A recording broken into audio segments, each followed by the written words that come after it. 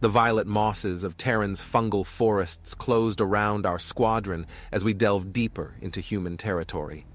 The thick carpet of biomatter muffled the steps of our exosuits, cloaking our movements in eerie silence. I peered nervously through the rounded visor of my helm, taking in the massive trunks of the towering fungus trees surrounding us. Their branching caps glowed with bioluminescent light high above, casting shifting shadows over the forest floor. "Steady, larvae," clicked Sergeant Zorak, his voice crackling through our comms.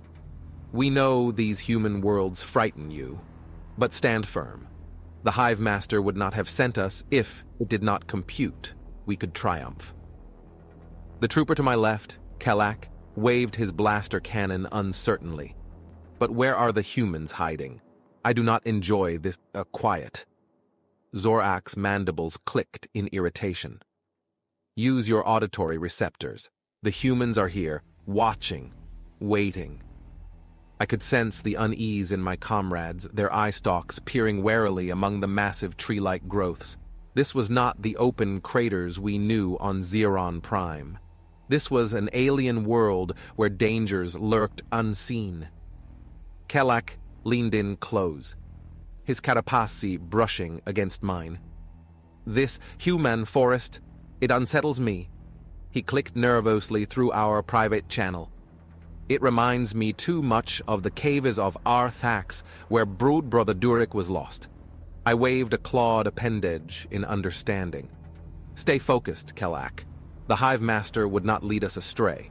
Once we conquer Earth, we shall breed enough larvae to repopulate a dozen worlds." Our Hive Master, Zexulcra, drove us relentlessly. Conquest of the humans' homeworld, it claimed, would restore our ancestral breeding grounds. But as the cycles wore on with no contact, discontent grew among the drones. We established a spore camp on the night of the 25th Revolution, secreting our pods in a small clearing. I volunteered to take first watch, eager to regain status after recent discipline. The deepening darkness only heightened my senses in the unnerving fungal expanse. Kelak approached and clapped me on the carapace with a clawed appendage. "Quite noble of you to take first watch, my friend. But do not overexert yourself. You need rest for the battles ahead." I clicked my mandibles in appreciation. "Rest is not possible when honor must be reclaimed, Kelak. I failed in my last assignment. Tonight I shall redeem myself." Kelak shuffled his multiple legs uncertainly. "We all make mistakes, warrior, but working yourself to exhaustion serves no purpose. The Hive understands this." Looking up at the massive fungus trees glowing ominously against the dark sky, I wavered in my resolve. Perhaps Kelak was right. We would need all our strength for the struggle to come. "Very well," I conceded. "I shall only take half the watch. But in return, you must wake early to check on the security of our spore camp." Kelak clacked his mandibles in amusement. "Agreed. Now get some rest. We can continue this mission with renewed purpose when the sun rises." Reassured, I crawled into my pod, letting its warmth and familiar hum soothe me into a light sleep. There would be time enough for glory when the battle was joined. I was in the middle of sleeping when the perimeter alarm suddenly triggered, detecting slight movement. A twig snapped in the distance. I focused my oculars, straining to see and hear. Then I detected it. A low, rhythmic pounding growing quickly nearer. Terror seized me as forms materialized, countless pink and brown skins emerging from the forest's veil. The humans had located us.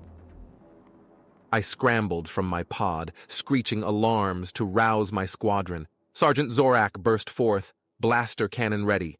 "To arms, larvae! The enemy approaches!" he clicked urgently.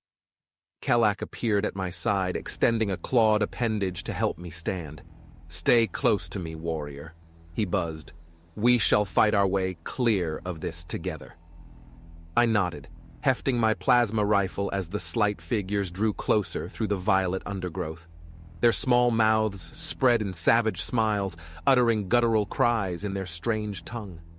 Zorak unleashed a volley of blistering fire at the oncoming horde, but still they kept coming, their own weapons flashing in the darkness. They were more cunning than we realized. "Back to back!" I screeched to Kellak. We exchanged fire with the encroaching humans, but they seemed without number.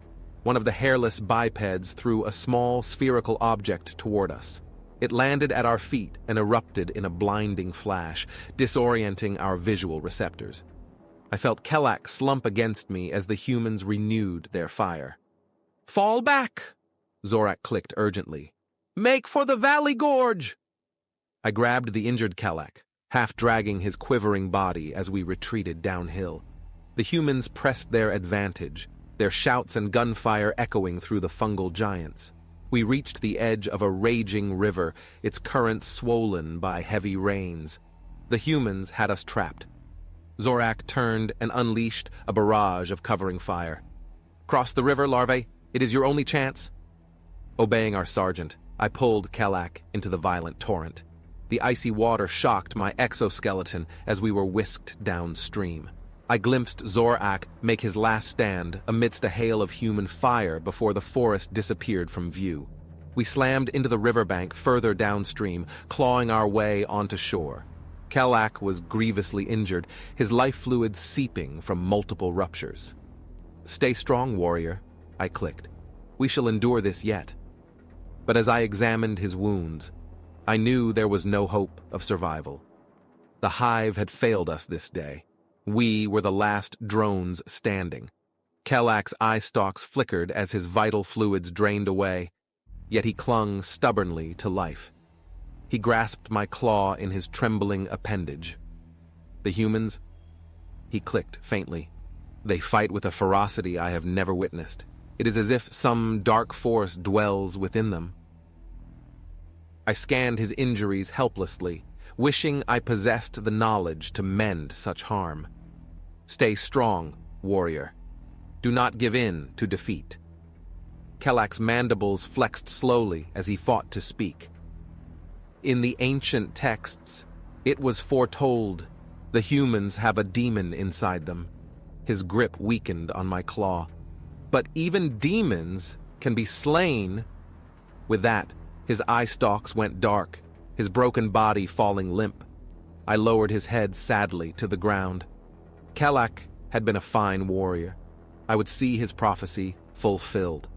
Rising, I activated my distress beacon and scanned the brooding forest. The humans had won this battle through trickery and numbers, but now they had marked me as their enemy. I would gather strength, assemble new forces, and prepare to fight this demon-plagued race. Kellak's words echoed in my mind. The humans had fury, but we had time. I would return. Rising, I activated my distress beacon and scanned the brooding forest. The humans had won this battle through trickery and numbers, but now they had marked me as their enemy. As I steadied myself to stand, I detected movement behind me. I turned just as a human emerged from the bushes, aiming its projectile weapon directly at me. "Gotcha, dumbass!" It growled in its guttural tongue. With no time to raise my own weapon, I froze. But if this was to be my end, I would face it with dignity. I straightened to my full height, raising my head defiantly. The human bared its teeth, thumbing back the firing mechanism. It would show me no mercy, as I had learned their race seldom did. I focused my mind and let out a long, low-frequency rumble. The thrum. A final farewell used by our people. And then, all the memories came to me as I embraced the endless void. Meanwhile, in their homeworld, Xeron Prime, they receive the thrum of all solidars sent to Earth. They were shocked. Within the swirling violet spires of the Hive nexus, the collective consciousness shuddered as the thrum reverberated through its beings. The desperate farewells of the expeditionary squadron on Earth echoed in their minds. Chief Cerebrate Axcal rose solemnly, addressing the assembled Hive members. "Our warriors have been gravely misled in their mission against the humans," he pulsed telepathically.